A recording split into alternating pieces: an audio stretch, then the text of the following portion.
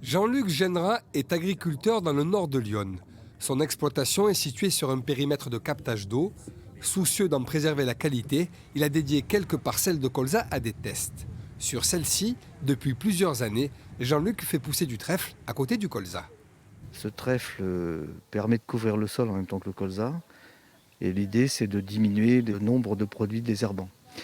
Et là, en l'occurrence, on a dû baisser de 20 à 30% les produits désherbants.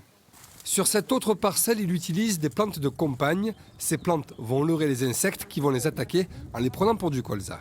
Le but est de limiter l'usage des pesticides qui se diffusent ensuite dans les nappes phréatiques et viennent polluer les sources de captage et donc l'eau du robinet. Le colza dans Lyon est capital. La profession veut préserver à la fois sa culture et la qualité de l'eau.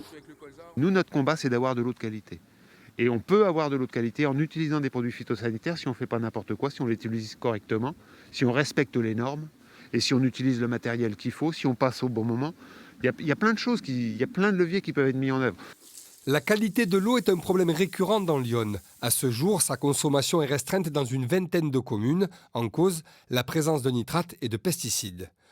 Pour cette militante de l'environnement, les essais du monde agricole ne suffisent pas. Il faut vraiment arrêter de tergiverser pendant des années pour trouver le petit système qui va être impeccable. Tout ce qu'on met en surface se retrouve dans nos nappes phréatiques.